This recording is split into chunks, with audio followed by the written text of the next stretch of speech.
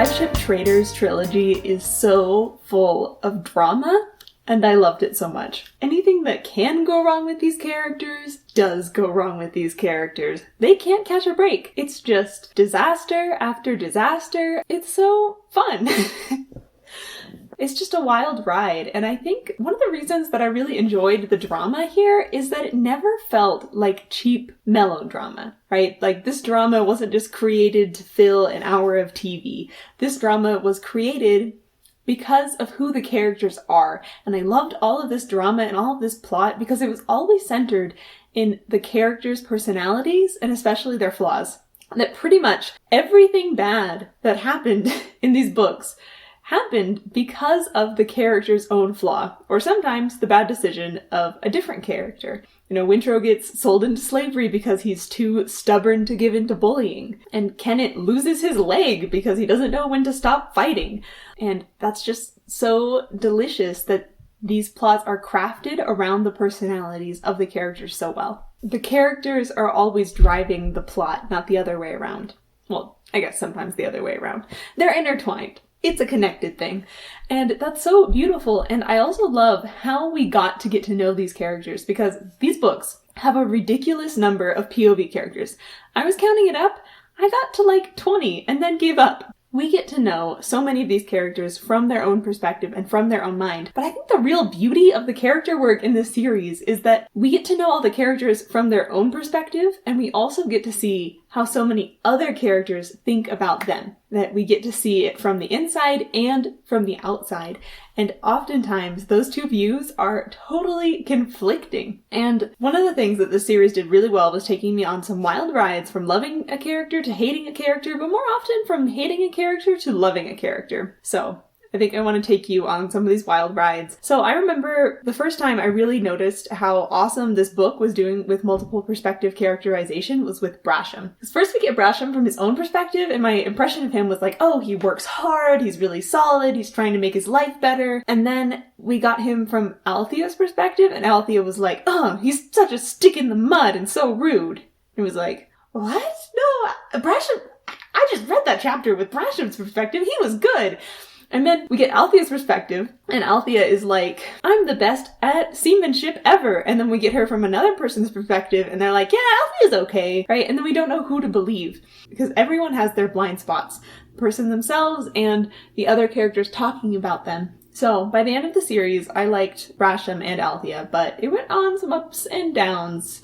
More downs for Althea than for Brasham. Sometimes she was annoying. Okay, then we have Kyle. Kyle's the worst. And when you're introduced to him, you get him from a different person's perspective that hates him, and then you get him from another person's perspective that hates him. So of course you're like, he's the worst. And then I remember when I first got to a chapter narrated by Keffria, Kyle's wife. And Keffria loves Kyle, of course. And right there I was like, oh, here's another side to Kyle. He's not the worst. But then as the series progresses, you realize he really is the worst, until you get the crowning glory of his own perspective, where you realize he is the absolute worst. So that's where Kyle goes. Wintrow, I loved it when I was from his own perspective, but the more I saw him from other people's perspectives, I didn't like him as much. So take that as you will. I liked Wintrow when he was being proactive and seeking his own destiny, and I didn't like Wintrow when he was just like, I guess I'm a pirate now. Then we have Keffria and Ronica, and then Malta. I hated Malta so much in book 1. In Ship of Magic, I hated Malta. She was so annoying. She was a little brat. But then Malta slowly grew and matured and became a woman and someone who I could root for. And by the end of the series, I loved Malta. Similarly, as I liked Malta more, I liked Rain, her love interest, more. Because at first I was like, how in the world does Rain have a crush on Malta? She's a brat. But then as she slowly transformed into not a brat, I started to like Rain more because it seemed he was not crazy anymore. How does one talk about Kennit? Kennit's kind of evil.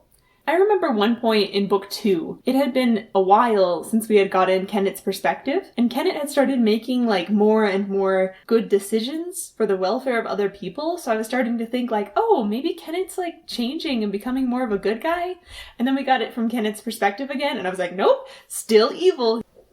Etta just got better and better. Paragon, yeah. And then there were like a bunch of other characters. There was Cirilla, and then like Vivacia and Johnny Kupris, and I guess Tintaglia, the Sea Serpent narrator, and then like the other Sea Serpent narrator. The Sea Serpents were so boring. And then, last but not least, Amber! I don't think Amber actually ever got a POV chapter.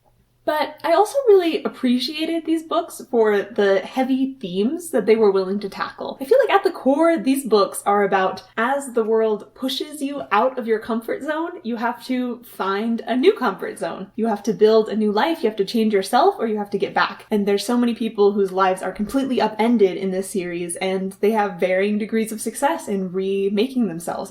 And I also really appreciated that this book series took that theme of redefining yourself because of hard situations that pushed you out of your comfort zone and really also applied it to like sexual assault. Because that's a topic that is so hard to cover well. But it's also a topic that people need to talk about in order to make it better in the long run. And I really appreciated how in this series, there's really a voice given to the victims of sexual assault. And I appreciated too that this moment for them, it did change them. It wasn't like a, oh, whatever, that happened last chapter, but now I'm over it. But it didn't define the entire character. That it wasn't like a, oh, now my entire life is going to be 100% different. It's not the thing that cripples them. It's not the thing that empowers them 100%. It's just one puzzle piece in who they are.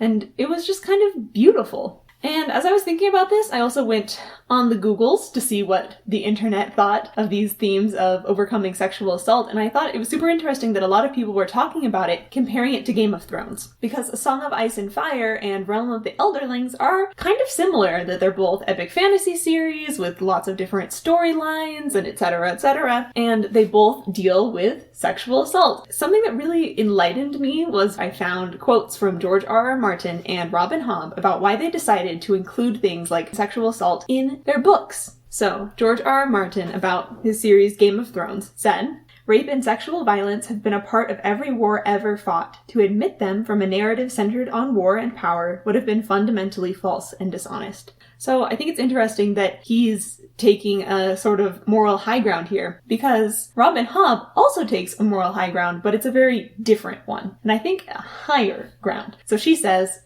"I try to express how horrifying and ugly violence is. I've read descriptions of violence in which it is almost like a beautiful or a satisfying or almost a sexual thing. I wanted it to be a terrible, terrible thing." Feels like George R.R. Martin is saying, I'm including it because it's honest to include it, and Robin Hobb is saying, I'm including it because I want people to see how bad it is. And for a topic that is as sticky and hard to talk about, I feel like if you're including it in a work of fiction, you should have a reason for including it. There should be something you're trying to say about it. Because if the only reason you're including it is to include it because that's how real life works, well, isn't the message that you're distributing just normalizing sexual violence? So, hats off to Robin Hobb for making a book series that I feel like says something important about sexual violence and really supports the victims of it. So, this series I think also does pretty well at being a sequel series to the Farseer trilogy. I mean, they're very different, but they really complement each other, that they're telling the same kinds of stories about growing up and learning how to be different. But I don't know, I'm not really looking forward to rereading this book. I love rereading books. But I feel like with these books, the part where I enjoyed it the most was when I was in suspense, where I didn't know how the plot lines were going to connect. I didn't know if a character was going to get redeemed in the end or become worse. That a lot of my joy in this book series was just because I didn't know what was going to happen. And I feel like if I reread this book, I wouldn't get all that suspense, and it would instead have to be sustained on my love of the characters and their emotional moments. And I feel like the series wasn't strong enough to really sustain that kind of joy in a reread. But for the first time through, I liked it.